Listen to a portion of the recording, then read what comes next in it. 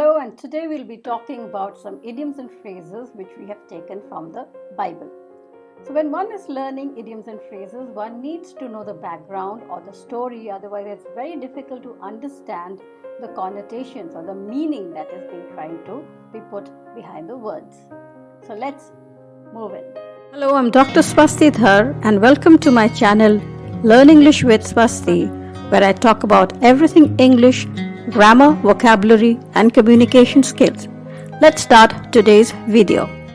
So here are 12 phrases from the Bible taken from the book of Genesis, and there's a 13th one which I'll be putting in at the end. So the Bible is divided into two parts, the Old Testament and the New Testament. They're known as the two books. And the Old Testament is the holy book for three of the major religions in the world: the Christians, the Muslims, and the Jews. So these 12 phrases and the 13th one which follows is taken from the book of Genesis, which is the first book from the Old Testament, and this story is common for all the three monotheistic religions that I spoke about, that are the Christians, the Muslims, and the Jews. And the story of Genesis talks about how man came to be.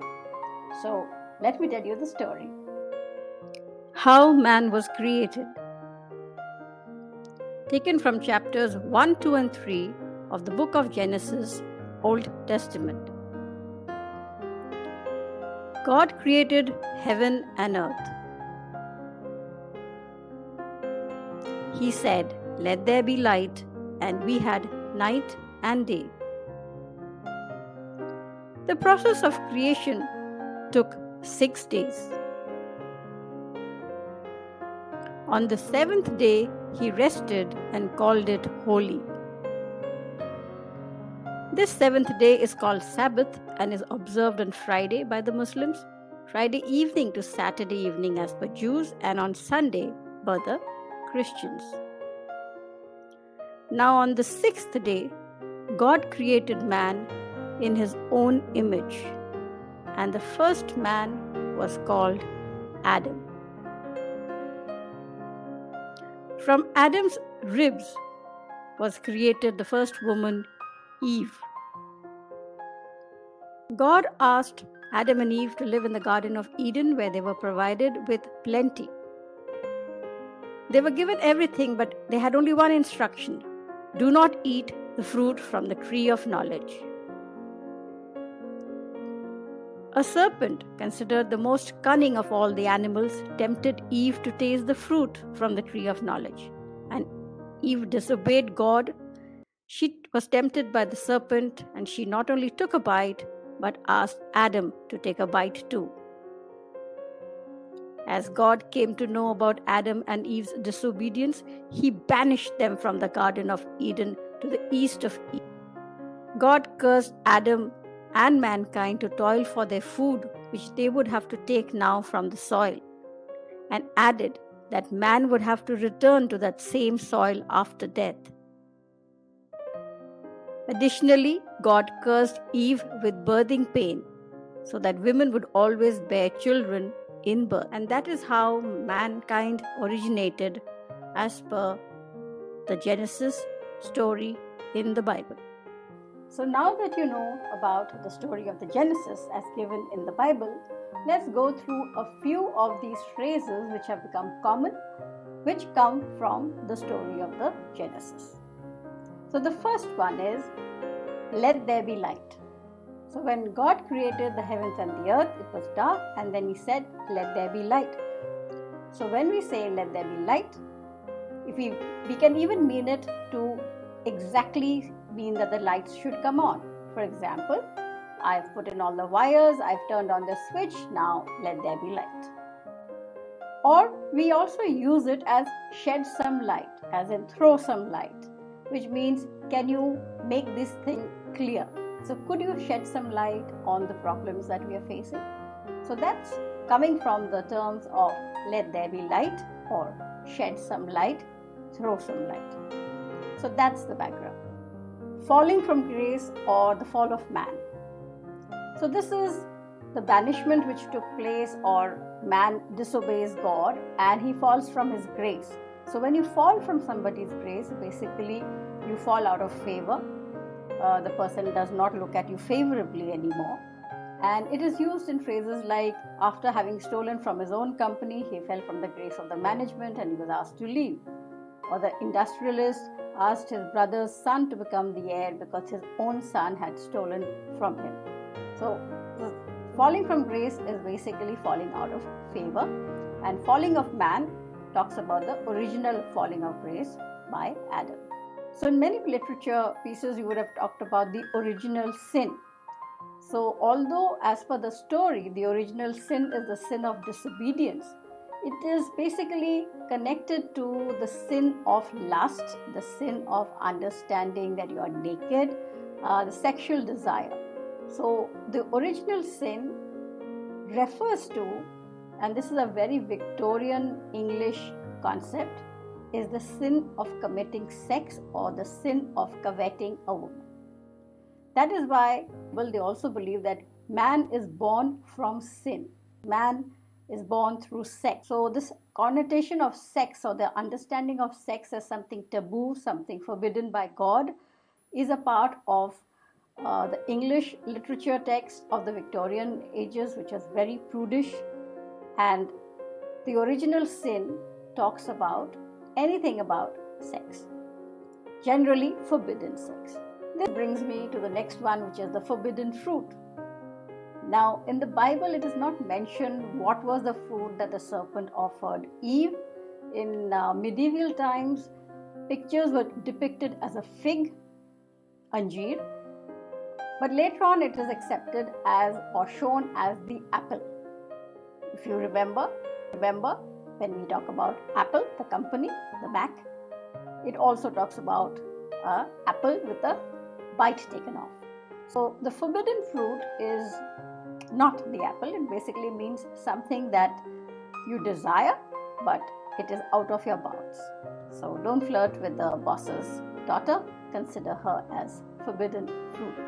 Literature also has these phrases called the daughter of Eve, which, though it refers to a woman, the connotation behind it or the implied meaning is that Eve is a weak person who gives in to temptation and in turn corrupts man.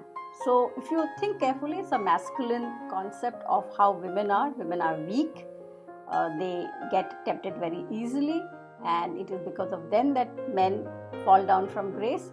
So that is the connotation of the word Eve, and the daughters of Eve refers to any woman.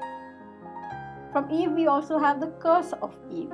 So the curse of Eve is the curse that she got, that she has to bear a child in pain, the pain of childbirth, and also all the related processes, that is the menstrual process. So when you're talking about the curse of Eve, you're talking about all the gynecological problems that we have. Oh, I can't join in today, it's the curse of Eve. So that's what you mean by the curse of Eve. So the Bible mentions the word Eden, and we have the word paradise. So Eden is a place where all your needs are met. Eden is a garden. It has fruits. You don't have to toil. The fruits are just hanging there. You just have to pick up and eat.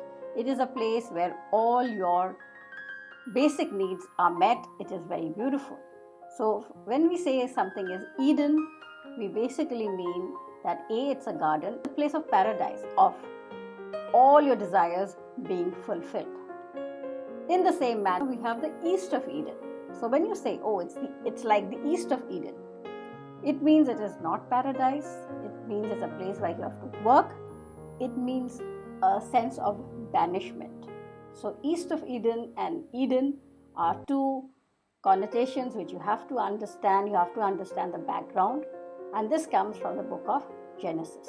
Now, although this isn't a phrase, when you say the word serpent, the serpent is an animal who is a trickster, who deceives you, who is always plotting for man's downfall. Now, please remember, this is not an Indian concept of the serpent. In India, snakes are revered and considered as something worth worshipping. But As per English literature, or in English literature, if you hear somebody says he's like a serpent, I have a very low opinion about that person, and basically you mean that that person is deceiving, does underhand dealings, does not directly cause Adam harm, but does things which will lead to his downfall. So that's the implication, or that's the connotation behind the word serpent.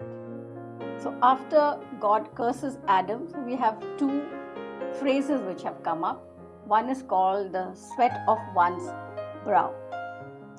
So since God curses Adam and says that from now on you have to feed yourself and you will do it by toiling on the land. So the sweat of one's brow basically means something that you've done, you've had to work very hard for.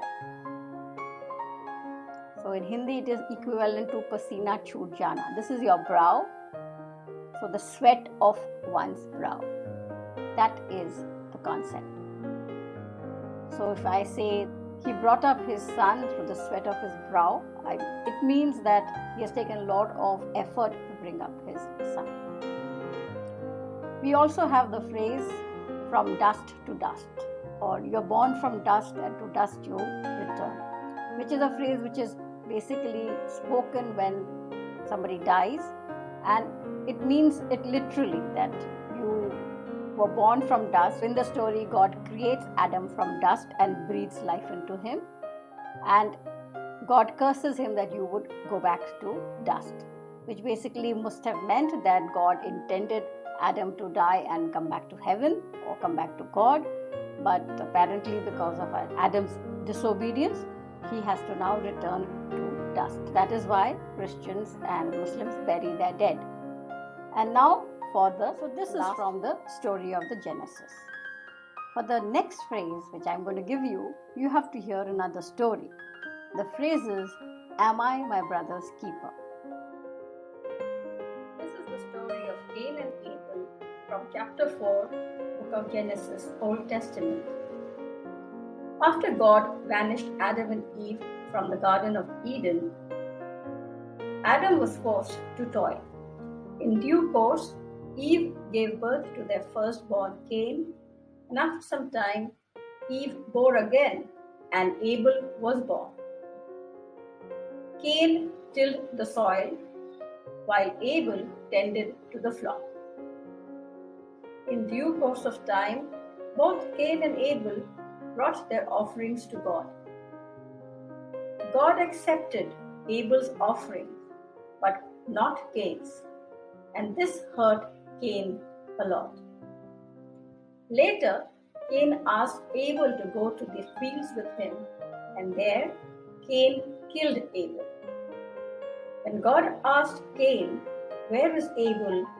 he said, "Am I my brother's keeper?" This is the phrase that we will be talking about.